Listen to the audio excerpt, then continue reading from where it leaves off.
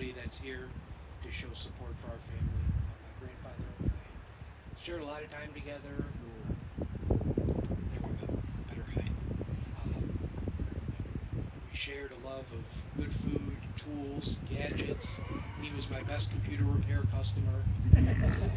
Had so many trips to Vince, to the barber, and of course the Masonic fraternity, where it's a bond that those in it would only really understand. I'm very grateful for all the time I spent with him, the holidays, and the way that he cared for my grandmother. He set the bar very high, and like Joe said, he would protect his family as the most important thing in the world, and we're all going to miss him.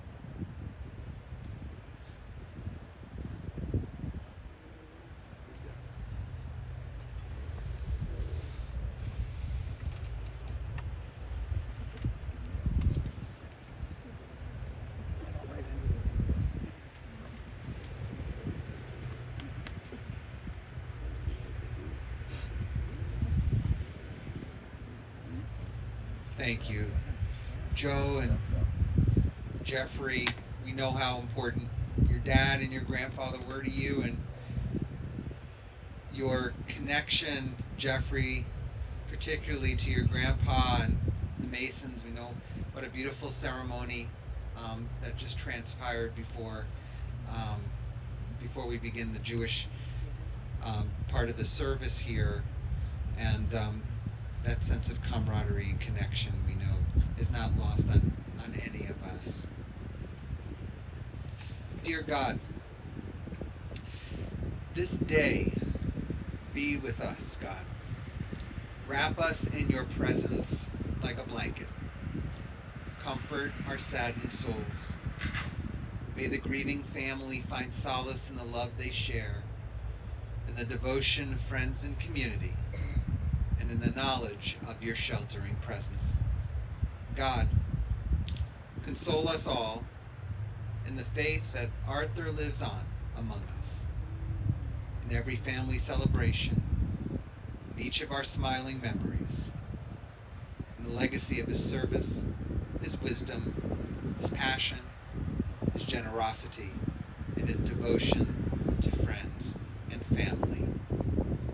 Dear God, Shomea Tefillot, hear our prayers. Find favor in this man, beloved husband, father, grandfather, brother, so cherished and admired. Shower your presence upon him. May he be welcomed into your presence, O God, forever. And let us say, Amen. Arthur Moss loved photography. He took pictures of nature and landscapes and the important people in his life. And today, we will remember Art with snapshots of his life, which he lived for almost 94 years. He almost made it to 94. Perhaps Art's penchant for photography was built upon his desire to see things his way. To express himself as the individual he was. To call his own shots. Indeed, taking pictures is very much a personal endeavor, and the images captured uniquely belong to the one who views them. No one else sees those pictures like that individual, and no one saw life like Art. In fact, Art was life. Life imitated art. The snapshots of Art reveal a loving family man, a first-generation son of immigrants, a descendant of rabbis, who was born and raised in Steubenville, Ohio. Art, a child of depression, worked as a youngster to help support his family. He was a proud American who had a tour of duty in post-World War II Italy. He became proficient there as an Italian speaker. Who would have thought? Crotchety Jewish guy knows Italian. and maintain that ability throughout his life. If only we had the chance. If only I'd sat with him and said, Art, I'm Caruso. Let's talk some Italian. He would have me beat. He was a proud Jew and Zionist who likely had a hand in diverting much-needed munition supplies to the nascent state of Israel when he was stationed in Europe. Art was a jeweler, salesman, working with Lou as a partner with Lou Mart. And probably most importantly, he was a devoted and loving husband and family man. A husband to Lenore for 60 years. He loved her so much, that he would physically hug her at times with so much strength that he would almost break her physically. But it was all because he loved so hard. He loved so strong with all of his might. A few years back when Lenore passed, Rabbi Nosenchuk eulogized Lenore. May her memory be for a blessing. And he shared the following. Lenore met Art at a Yom Kippur social event. It was a dance. After a break the fast at the synagogue in Steubenville, Ohio. A boastful and determined young man, which Art says is no longer his way. He saw her and immediately wanted her phone number. She turned him down flat. Not because she didn't like him, but because she had come already with a date. Although legend has it that she told him, "You'll have to find me." Art remembers having to chase her into the backfield of Wharton, West Virginia, with the offensive line of her protective father, Sam, and Aunt Goldie in Pittsburgh, who, upon Art's request to talk to Lenore by phone, playfully deadpanned to him, "Yeah, what's in it for me?" They married in 1951.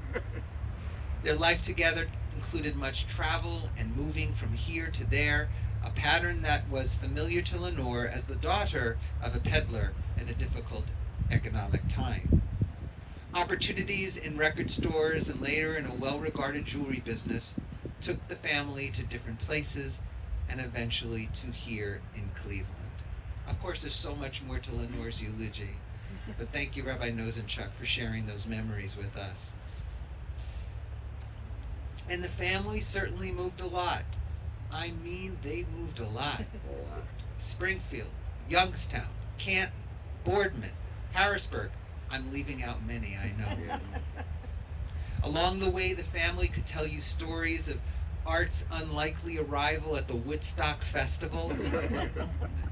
The last place you'd think you'd find Arthur Moss.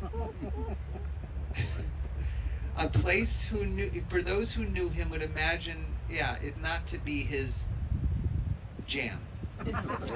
You see, Art was an old-fashioned kind of guy, and when he happened upon Woodstock, just because they were traveling through, he couldn't believe the way people were dressed, the way they looked. Who are these folks? His children likened him to perhaps an Archie Bunker type.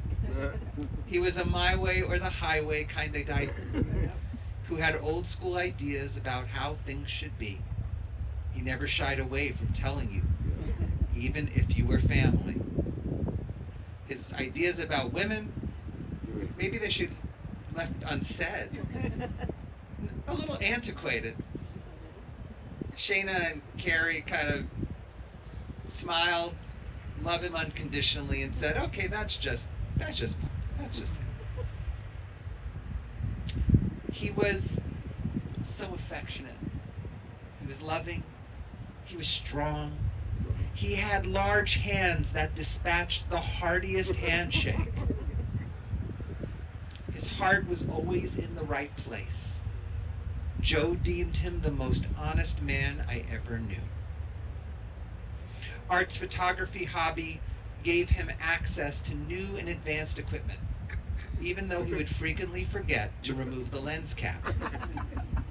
As old school as he was, he appreciated new technology.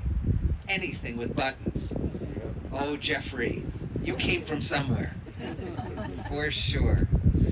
He liked keeping a digital diary. Remember the Palm Pilot?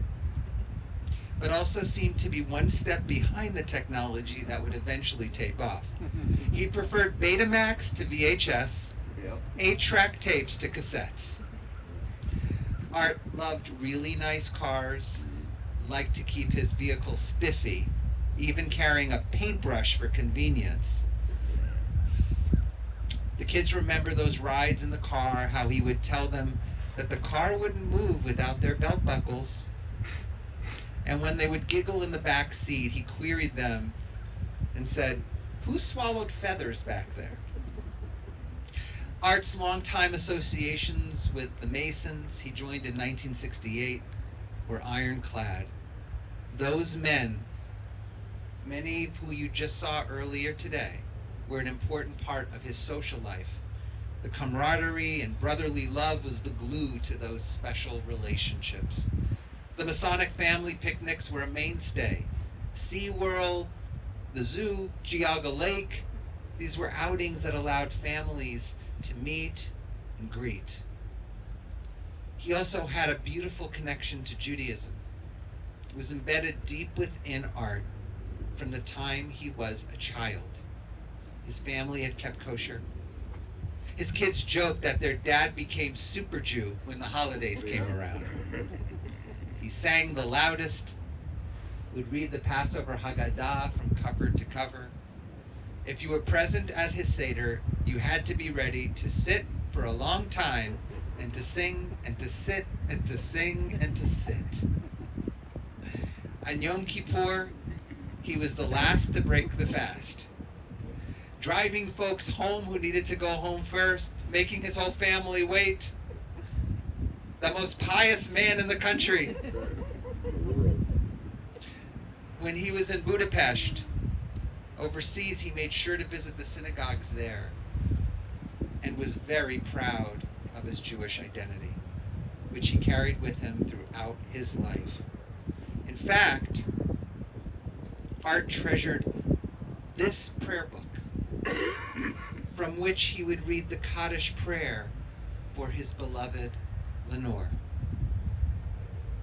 And the grandchildren were Art's pride and joy. They remember all the junk food, lots of junk food, at their grandparents' apartment. Coffee cake, ice cream, apple pie from Sam's Club. Far too much food for anyone. Trips to Sands, Honey Hut, Pizzazz were all part of making sure that Art and Lenore properly spoiled their grandkids. There was the Moss family movie day, wandering around their apartment building, getting lost, which seemed like so much bigger when they were little. He would sometimes tell them his war stories, life in Italy, and about his upbringing in Steubenville. Indeed, Art did not practice the healthiest lifestyle, eating sweets frequently, chain smoking. Jerry mentioned that it's a wonder he lived into his 90s with his health habits. He was a sports fan, loved watching the kids play together, play on teams, supporting all of their school programs and recreational efforts. So I've known many in the Moss family for a while, and anytime I heard families speak about Art, it was always with great reverence and respect, especially his children, Joe and Jerry, Lou and Julie. You all had such love for him. Even with his eccentricities, even with his comments, there was something about him that made you sit at his feet, respect the life he had lived and had been through, and how he tried to raise you. He did a pretty good job, I would say, for sure. These are snapshots. a life like Arthur, who lived almost 94 years. This service deserves much more time, more memories. But we leave them to family to share those memories, to keep his memory alive. That's why we light the Shiva candle and eventually the yard-side candle. It is a symbol of the light that remains lit, never to be extinguished, because the stories will continue to be shared. We have shared these snapshots of a good life, of a blessed life. Art was a role model to the legacy he leaves here on earth. Shana mentioned how proud she is to be part of this loving family. Julie called it the Moss legacy. Shana specifically referred to the incredible efforts of her dad Joe, her Aunt Julie, her uncles Jerry and Lou, who shared the sacred obligation of caring for their dad. For all of you who share that sacred obligation, who have cared for your loved ones, especially for your parents, it can often go unthanked. It can be a grind. It can be hard. But when we do it, we are living up to that fifth commandment, to honor our parents with all of their imperfections, all of the love, all of the moments of challenge, all the times of joy. We continue to give.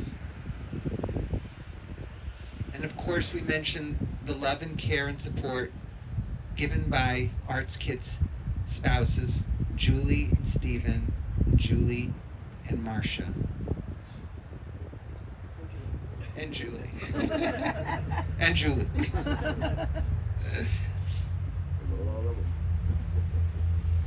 We want to recognize Art's life as evidenced by the legacy he leaves behind.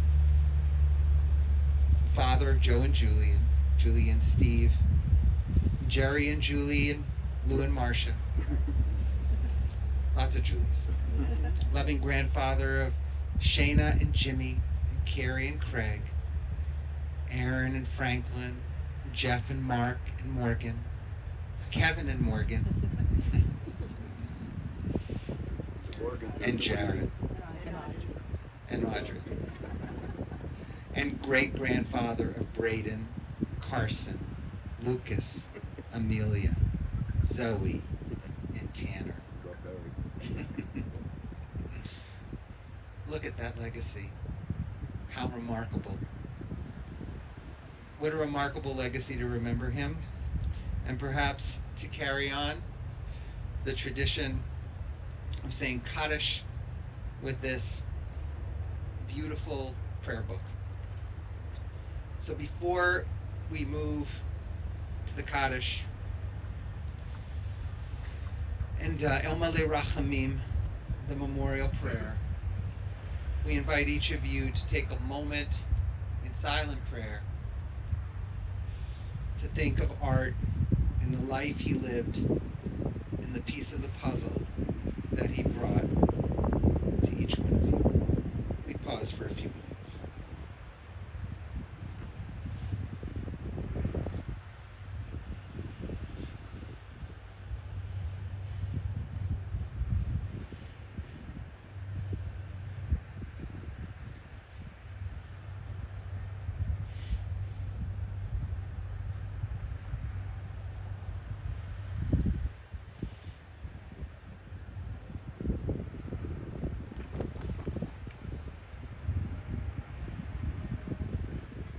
Please rise as you are able for the recitation of El Malei Rachamim, the memorial prayer.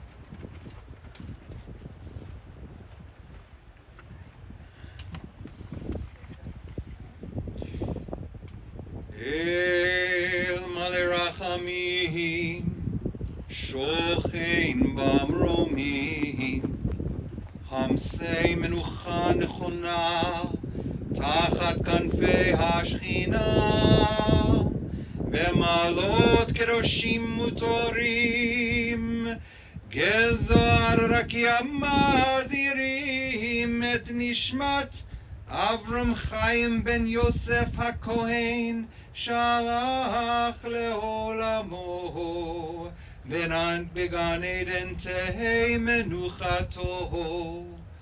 אנא בעל הרחמים, הסתירהו בסתר כנפיך לעולמים, וצרור בצרור החיים את נשמתו, אדוני ונחלתו, וינוח בשלום על משכבו, ונאמר Amen.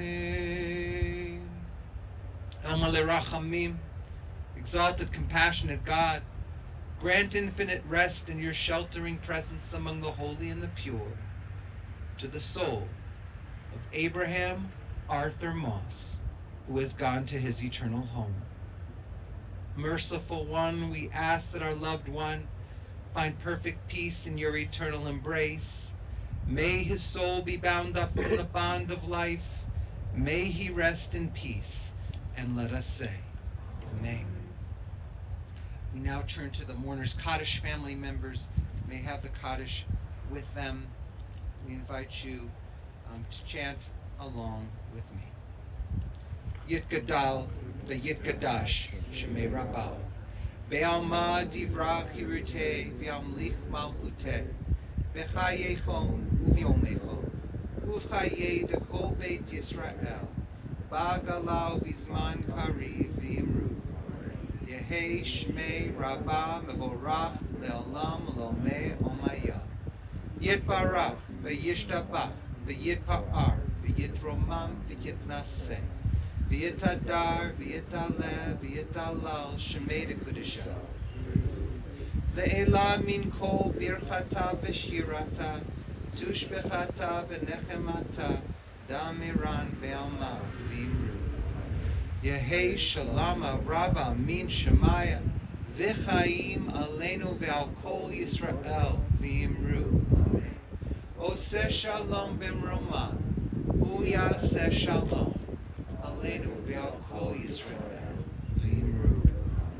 May the source of peace and peace to all who mourn, comfort to all who are bereaved among us, and we say together, Amen.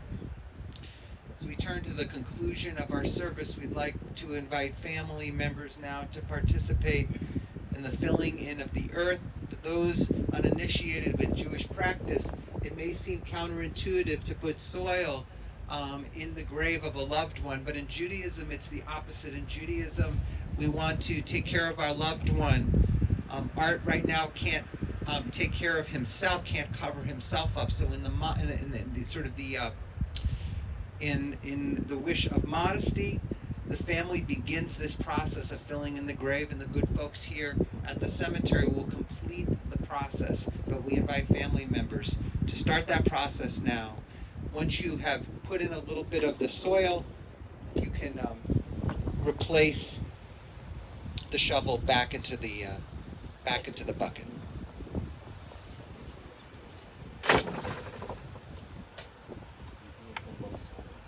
Either way, yeah.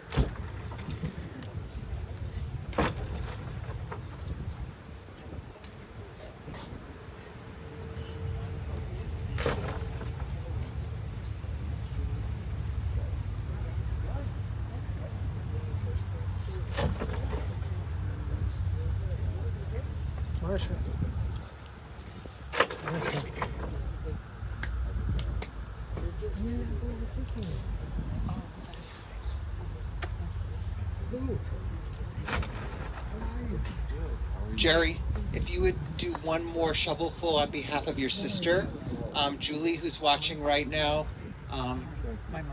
You're here. We know how important you've been to the family and taking care of your dad. We're putting in the shovelful on your behalf.